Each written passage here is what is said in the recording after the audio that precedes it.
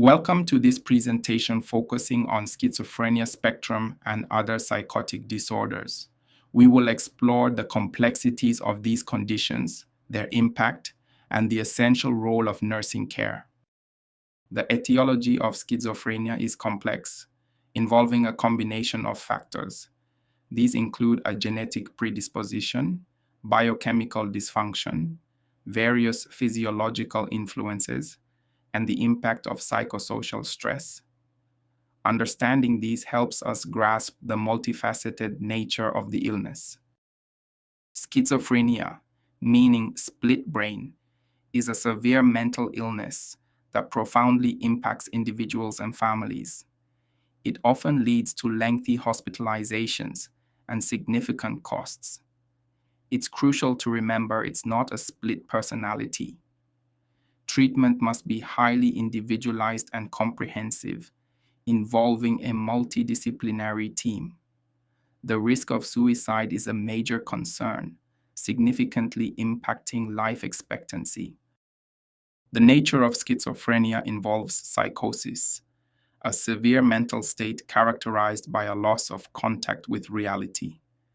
This includes disorganization of personality, deterioration in social functioning, hallucinations, and delusional thinking. Psychosis can occur with or without an underlying organic cause. Schizophrenia fundamentally causes disturbances in thought processes, perception, and affect. These disturbances negatively impact social and occupational functioning. It's a significant mental health challenge, affecting a notable portion of the population. Historically, schizophrenia was categorized into different subtypes based on presenting symptoms. These included disorganized, catatonic, paranoid, and undifferentiated types, each with specific symptom profiles that guided diagnosis and understanding. Schizophrenia typically unfolds in phases. These include the premorbid phase, the prodromal phase, the active psychotic phase, and the residual phase. Recognizing these phases helps in understanding the progression of the illness and timing interventions. The premorbid phase often shows personality and behavioral indicators like shyness, withdrawal, poor peer relationships, and sometimes poor school performance or antisocial behavior. Current research is actively exploring this phase to identify early markers and potential interventions to prevent or mitigate the onset of full illness. The prodromal phase marks a significant deterioration in functioning. Individuals may experience depressive symptoms, increased social withdrawal, cognitive impairment, and sometimes obsessive compulsive behaviors. This phase represents a critical window for early intervention. The active psychotic phase is characterized by the prominence of psychotic symptoms. This is when delusions, hallucinations, disorganized speech, and disorganized behavior are most apparent. There is a marked decrease in the individual's level of functioning in various life areas. In the residual phase, the prominent psychotic symptoms of the active phase are less severe or absent. While positive symptoms may improve, negative symptoms often persist. Functioning may remain impaired, and the level of residual impairment can increase with each subsequent acute episode. A full return to premorbid functioning is not common in schizophrenia, but significant clinical improvement is achievable for many. Factors associated with a more positive prognosis include good functioning before the illness, later age of onset, female gender, and an abrupt onset triggered by a stressful event. Predisposing factors for schizophrenia include significant biological influences, particularly genetics.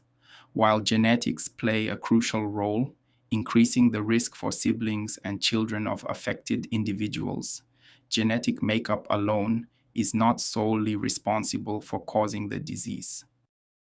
Biological and physiological influences are key predisposing factors. Biochemical theories especially involving excess dopamine activity, have been extensively studied. Physiological factors implicated include viral infections, anatomical brain abnormalities, and certain physical conditions. Various general medical conditions can also cause psychosis, mimicking symptoms seen in schizophrenia. These range from neurological conditions like brain abscesses and epilepsy to metabolic imbalances, infections, and autoimmune disorders. It's vital to rule out these medical causes during assessment. Early psychological theories implicating poor parent child communication in schizophrenia development are now largely discredited. However, the symptoms of schizophrenia can certainly disrupt relationships. Psychosocial factors remain important in assessment, and trauma informed care is essential when working with individuals with this disorder.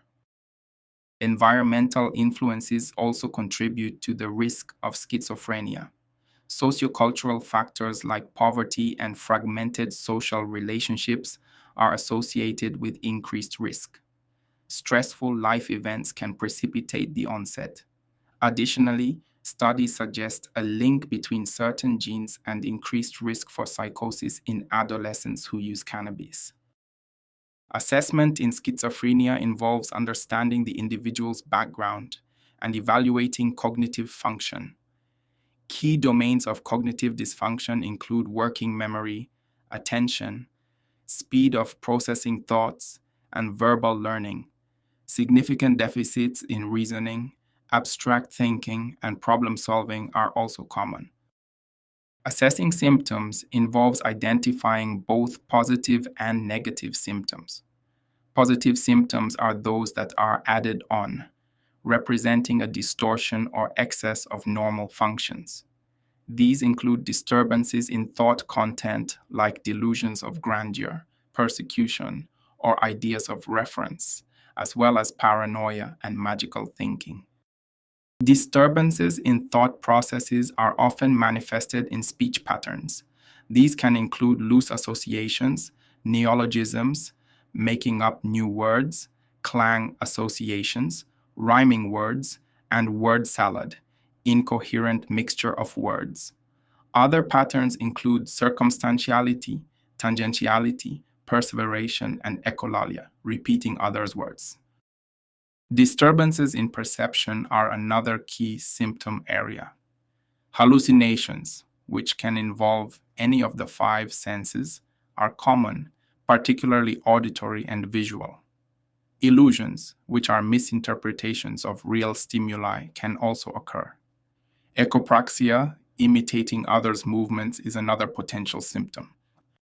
Negative symptoms represent a decrease or loss of normal functions, often described as symptoms that are taken away. These include disturbances in affect, such as inappropriate, bland, or flat emotional tone, and apathy.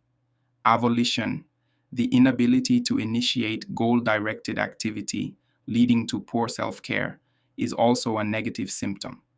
Associated features can include inappropriate dress, lack of social skills, lack of insight, anergia, lack of energy, waxy flexibility, posturing, pacing, rocking, regression, and eye movement abnormalities.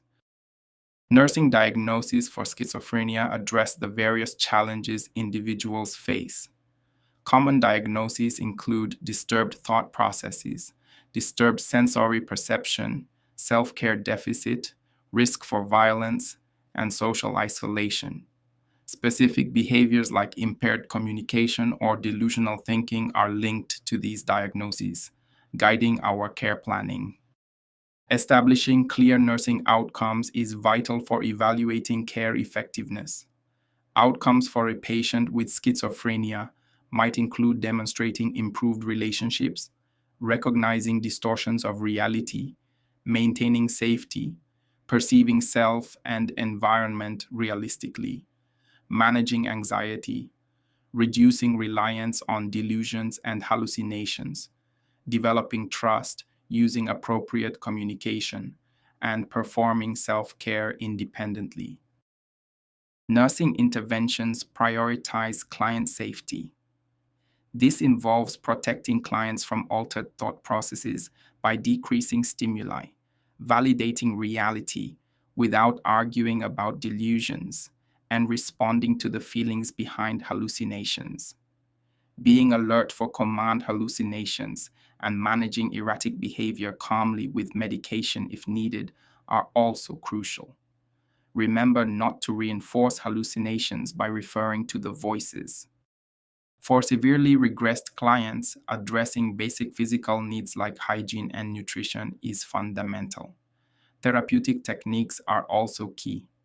Using reasonable doubt when a client expresses a delusion, decoding incomprehensible communication, and verbalizing the implied can help build connection and understanding. Establishing a therapeutic relationship built on trust is foundational. Encouraging the client's expression of affect by verbalizing observations, tolerating silences, and accepting regression as part of the process are important nursing actions. Speaking plainly and using clear language minimizes misinterpretation, which is vital for effective communication. Engaging clients in therapy and activities is beneficial. Family therapy is important, especially for clients returning home. Socialization or activity groups tailored to the client's ability can help. Don't force participation initially. Simple activities promote self-esteem. Creative therapies like finger painting or clay can help regressed clients. Avoid competitive situations for paranoid clients, suggesting solitary activities instead. When caring for a withdrawn client, interventions focus on building trust and addressing specific needs. Keep interactions brief and consistent. Structure the environment to enhance safety. Decrease physical contact. For hallucinations, observe for signs and redirect. For lack of self care, provide assistance and encouragement with nutrition and hygiene. Developing a care plan involves assessing signs and symptoms, formulating nursing diagnoses, planning specific nursing actions, and setting measurable outcomes. For example, addressing delusional thinking might involve the diagnosis of disturbed thought processes, actions like not whispering, and an outcome of demonstrating the ability to trust. Addressing self care deficits involves actions like encouraging independence in ADLs, with an outcome of performing them independently. Evaluating the effectiveness of nursing care involves asking key questions. Has the client gained insight and self knowledge? Have their relationships and work habits improved? Have they developed new coping skills? Do they show enhanced enjoyment of life? These questions help us gauge progress towards recovery. Treatment modalities for schizophrenia are comprehensive. They include various psychological treatments like individual and group therapy, behavior therapy, and cognitive remediation therapy to improve cognitive function. Social treatments like social skills training and family therapy are also crucial components. The recovery model is a significant treatment philosophy. It emphasizes healing and transformation, enabling individuals with mental illness to live meaningful lives in the community and strive for their full potential. Research supports recovery as an obtainable objective for individuals with schizophrenia. Psychopharmacological treatment involves antipsychotic medications. These are categorized as traditional, first generation, and atypical, second generation. Traditional antipsychotics like haloperidol and chlorpromazine primarily block dopamine receptors. Atypical antipsychotics like risperidone and quetiapine have broader receptor effects. Each class has specific adverse effects and nursing considerations. Other atypical antipsychotics include ziprasidone, aripiprazole, clozapine, and olanzapine. Adverse effects can range from movement disorders like tardive dyskinesia to metabolic issues and cardiac changes. Neuroleptic malignant syndrome is a rare but serious adverse effect. Nursing care involves monitoring for these effects and managing them appropriately. Understanding the adverse effects of antipsychotic medications is critical for nurses. These include extrapyramidal symptoms like pseudo-Parkinsonism and dystonia, anticholinergic effects, sedation, and hypotension. Recognizing early symptoms of acute reactions and knowing management protocols, such as administering IM diphenhydramine for dystonia, is essential. Antipsychotics work by blocking dopamine receptors. They are indicated for psychotic disorders and severe nausea vomiting. Adverse effects are varied and require careful monitoring. Nursing considerations include proper administration techniques for oral concentrates, monitoring vital signs, assessing for bowel function changes, and educating clients on avoiding sun exposure and maintaining hydration. This slide provides a quick reference regarding the degree of common adverse effects for some traditional antipsychotics. It highlights variations in extrapyramidal, anticholinergic, sedative, and hypotensive effects across medications like chlorpromazine, haloperidol, and flufenazine, guiding medication management and monitoring. Beyond schizophrenia, the spectrum includes other psychotic disorders. These include catatonia, delusional disorder, characterized by persistent delusions for at least a month, brief psychotic disorder, sudden onset, resolving within a month, and substance medication-induced psychotic disorder. Psychotic disorder due to another medical condition, catatonic disorder due to another medical condition, schizophreniform disorder, schizophrenia, symptoms lasting less than 6 months, and schizoaffective disorder, schizophrenia symptoms combined with mood disorder symptoms, are also part of this spectrum.